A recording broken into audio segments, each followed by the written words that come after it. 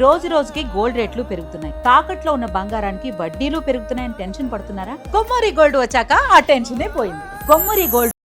నిన్న ఒక వీడియో విపరీతంగా ప్రపంచవ్యాప్తంగా వైరల్ అవుతుంది. అది సద్గురు జగ్గి వాసుదేవ్ బోరున విలపిస్తున్నాడు. చేతులు మొత్తం బాడీ అంతా వణికిపోతూ ఉంది. ఎప్పుడు కూడా సద్గురు ఇలాగా ఎప్పుడు కనిపించలేదు.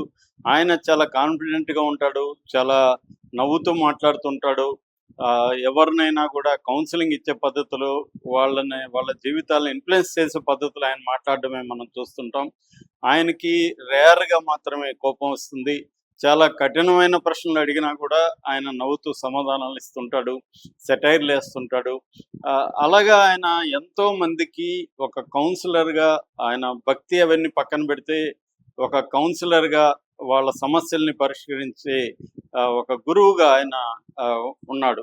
అలాంటి వ్యక్తి నిన్న చాలా మనిషి అంతా కూడా ఎప్పుడూ చూడని విధంగా కన్నీళ్లు పెట్టుకొని ఒక పక్క కన్నీళ్లు తుడుచుకుంటూనే ఆయన పేర్లు చదువుతున్నాడు. దీనికి ప్రధాన కారణం ఏంటంటే నేపాల్ వరదలు. మనందరికీ తెలుసు, నేపాల్ వరదలు నిన్న కూడా మనం చెప్పుకున్నాము. కనీ విని ఎరగని రీతిలో ఈ వరదలు వచ్చాయి. అది కూడా జస్ట్ 9 నిమిషాల్లో 80 మంది సద్గురు ఆశ్రమానికి సంబంధించి టూరిస్టులు, ఈషా ఫౌండేషన్కి సంబంధించిన టూరిస్టులు 80 మంది ఒక్కసారిగా 9 నిమిషాల్లో మాయమయ్యారు. 9:05కి వాళ్ళు ఫోన్ చేశారు. 9:14కి వాళ్ళు మనుషులు లేరు, వాళ్ళున్న బిల్డింగ్ లేదు, వాళ్ళున్న టౌన్ కూడా దాదాపు తుడిచిపెట్టుకుపోయింది. ఇది చరిత్రలో కనివిని ఎరగని ఒక నేపాల్లో జరిగిన ఒక వరద బీభత్సం అని చెప్పచ్చు. వరద బాంబు, వాటర్ బాంబ్ అని కూడా దీన్ని పిలుస్తున్నారు. ఇది అసలు ఏం జరిగింది? ఈషా ఫౌండేషన్ నుంచి ఇంతమంది అక్కడికి ఎందుకు వెళ్ళారు? ఏ దేశాల వాళ్ళు ఉన్నారు అనే విషయాలు మనం చెప్పుకుందాం. యాక్చువల్గా ఈషా ఫౌండేషన్ కోయంబత్తూరు దగ్గర ఉంటుంది. అది కూడా మనం చాలాసార్లు చెప్పుకున్నాము. అయితే ఎవ్రీ ఇయర్ కూడా గ్రేటర్ కైలాష్ యాత్ర ఈ ఈషా ఫౌండేషన్ చేపడుతుంది. ఇందులో ప్రధానంగా ఏంటంటే రకరకాల యాత్రలు జరుగుతాయి. అందులో ఇప్పుడు మనం చెప్పుకునే ఈ సంఘటనకు సంబంధించి S3 కైలాస్ అనే ట్రిప్ అనమాట. S3 అంటే సద్గురు 3 కైలాస్ ట్రిప్. దీంట్లో only non resident Indian passport, అంటే నాన్ ఇండియన్ పాస్పోర్ట్ ఉన్న వాళ్ళకు మాత్రమే ఈ గ్రూప్లో అలో చేస్తారు.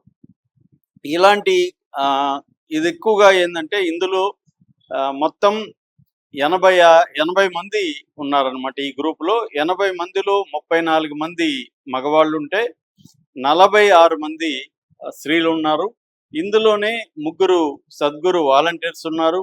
అట్లాగే ఒక డాక్టర్ కూడా, వాళ్ళకి ఏమన్నా అత్యవసర పరిస్థితి వస్తే ఆ టీంలో ఒక డాక్టర్ని కూడా పెట్టారు. వెరీ సైంటిఫిక్గా ఈ కంపోజిషన్ ఉంటుంది అనమాట.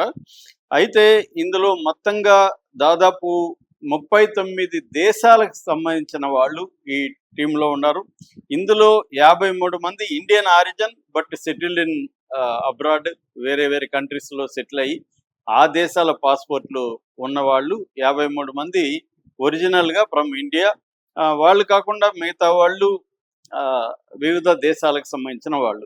ఇందులో యుఎస్ నుంచి, అమెరికా నుంచి 22 మంది ఉన్నారు, కెనడా నుంచి 12 మంది ఉన్నారు, ఆస్ట్రేలియా నుంచి 11 మంది ఉన్నారు, యూకే నుంచి, యునైటెడ్ కింగ్డమ్ నుంచి 9 మంది ఉన్నారు, 4 జర్మను, 3 ఫ్రాన్స్ నుంచి, 3 నేపాల్ నుంచి, 2 Netherlands, New Zealand, Singapore, Spain, Finland, Hungary, Israel, Italy, ఇలాగా మొత్తం 39 దేశాల నుంచి వచ్చిన వాళ్ళు ఈ టీంలో ఉన్నారు.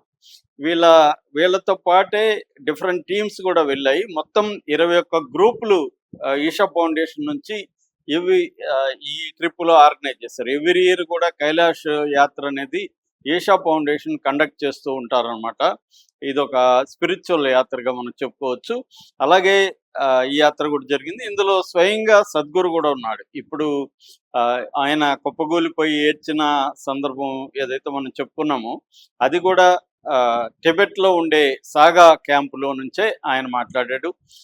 సో వీళ్ళు ఈ గ్రూప్ లీడరు యషయా ప్రవీణ్ అనే ఆయన 9:05 26వ తేదీ మార్నింగ్ 9:05 ఆయన మెసేజ్ చేశాడు. We're safe, we're in the Chinese immigration building Gyirong, Tibet side ఉంటుంది. అక్కడ నుంచి చైనాకి రావాలన్నా ఇమిగ్రేషన్ అక్కడ చెక్ చేసుకొని బయటకు రావాలి. అది గేట్వే అనమాట, టిబెట్ సైడ్ ఉన్న గేట్వే. ఆ గేట్వేలో పెద్ద హాల్ ఉంటుంది. ఆ హాల్లో 80 మంది మేము ఉన్నాము అని మెసేజ్ చేశారు. అంతకుముందే వారానికి ముందే సద్గురు కూడా ఆ హాల్లోనే ఉన్నాడు. ఇలాగే వీళ్ళలాగే వాళ్ళ టీం ఉంది. అప్పుడు ఏమీ జరగలేదు. ఇప్పుడు కూడా 9:05 అంత ప్రశాంతంగా ఉంది, కూల్గా ఉన్నారు. ఎప్పట్లాగే ఆ బిల్డింగ్లో ఇమిగ్రేషన్ యాక్టివిటీలు నడుస్తున్నాయి. సో 9:05కి మెసేజ్ పెడితే 9:14కి మళ్ళీ వీళ్ళు కాంటాక్ట్ చేస్తే అప్పటికే ఆ కాంటాక్ట్లో వాళ్ళ ఫోన్లు కానీ ఏమి పనిచేయట్లేదు. అర్థమైపోయింది ఆ బిల్డింగ్ కొట్టుకుపోయిందని. కొన్ని గంటల పాటు కన్ఫర్మేషన్ కోసం వెయిట్ చేశాడు సద్గురు. దాని తర్వాత ఇంకా వీళ్ళు లేరనే విషయం అర్థమైపోయినాక ఆయన నిన్న ఈ సగా క్యాంపు నుంచి అడ్రస్ చేశాడు. ఆ పేర్లని చదివాడు వాళ్ళ ఫ్యామిలీస్కి తెలియడానికి. అలాగే అమెరికా ఎంబసీ, చైనా ఎంబసీ, మిగతా ఇండియన్ ఎంబసీ, నేపాల్, ఇలాగా అనేక ఎంబసీలకు కూడా ఈ లిస్టు పంపించి ఆయా దేశాల సంబంధించిన పౌరుల వాళ్ళ ఫ్యామిలీస్కి చేర్చమని చెప్పారు. దాంతోపాటు ఇప్పుడు సద్గురు ఇటు చైనీస్ ప్రభుత్వాన్ని, నేపాల్ ప్రభుత్వాన్ని, ఇండియా ప్రభుత్వాన్ని రిక్వెస్ట్ చేస్తున్నాడు. మా టీంని ఇది జరిగిన ప్లేస్కి పంపించండి, మేము కూడా అక్కడికి వెళ్ళి వాళ్ళ రిమైనింగ్స్ కానీ ఏమన్నా ఉన్నాయా అనేది మేము కూడా చూస్తాము. మాకు తెలుసు ఇప్పుడు అక్కడ రిస్కీగా ఉందని, ఆల్రెడీ రెస్క్యూ టీములు పనిచేస్తున్నాయని తెలుసు. మేము ఎటువంటి ఇబ్బందులు పెట్టము, రెస్క్యూ టీములకు అడ్డు రాము, మమ్మల్ని కూడా పంపించండి, వాళ్ళు మిస్ అయిన ప్లేస్కి మేము వెళ్ళాలి అని సద్గురు రిక్వెస్ట్ చేస్తున్నాడు, చేతులు జోడించి ప్రార్థిస్తున్నాడు. దాంతోపాటు రిటర్న్గా కూడా వాళ్ళు సద్గురు టీము పంపించారనమాట. ఇది మనకు తెలుసు 2 నదుల దగ్గర ఇది అక్కడి నుంచి స్టార్ట్ అయ్యి ఇది జరిగింది. అక్కడి నుంచి ఏంటంటే బోటెకోషి, త్రిశూలి రివర్, ఈ 2 ఏరియాలు అనమాట. ఈ 2 ఏరియాల్లో బేసిక్గా మనం చెప్పుకున్నాం నిన్న కూడా. ఇది ఒక 17,000 అడుగుల ఎత్తులో ఉండే హిమాలయ పర్వతాల్లో ఉండే హిమాని మంచు గ్లేసియర్స్ అంటారు. ఆ గ్లేసియర్ అనేది కరిగి కూలింది కిందికి. కూలినప్పుడు రాక్స్ అంతా కూడా దాన్ని డెబ్రీ, రాక్స్ వీటన్నిటిని అది తీసుకొని కిందకు వచ్చింది. లోయలోకి దాదాపు 4,000 అడుగుల లోయలోకి వచ్చింది. అక్కడి నుంచి ఇది బ్లాకేజ్ ఆఫ్ ద రివర్ అంటారు. ఈ రివర్స్ని బ్లాక్ చేసింది. ఎప్పుడైతే బ్లాక్ చేసిందో ఆ వాటర్ అంతా ఒక్కసారిగా అక్యుములేట్ అయ్యి అది పెద్ద ఎత్తున అక్కడ ఉన్న అడ్డుని తొలగించుకొని బయటకు వచ్చింది. ఆ బయటకు వచ్చినప్పుడు ఈ రాక్స్, చెట్లు, డెబ్రీ ఇవంతా కూడా దాంట్లో కలిసిపోయినాయి.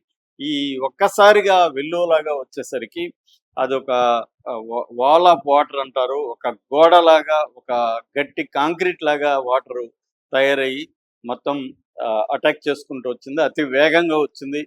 ఇదంతా తెలియడానికి నేపాల్ గవర్నమెంట్కి 45 మినిట్స్ పట్టింది అసలు ఇది ఏర్పడిందని.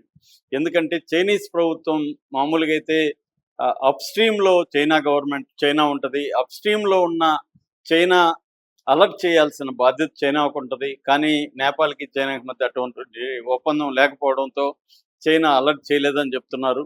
దాంతో అతిపెద్ద ప్రమాదం జరిగింది. వేల మంది కొట్టుకుపోయారు. ఇప్పటి వరకు అందుతున్న లెక్కల ప్రకారం 400 మందికి పైన శవాలు అయితే దొరికాయి. ఇంకా చూస్తూ ఉంటే ఒక దగ్గర కాలు, ఒక దగ్గర వేలు, ఒక దగ్గర మొండెము ఇలాగా కనబడుతున్నాయి. ఎందుకంటే అవి అనేక వస్తువులతో రావడం వల్ల బాడీలు కూడా చిత్రమైపోయిన పరిస్థితి కనిపిస్తుంది.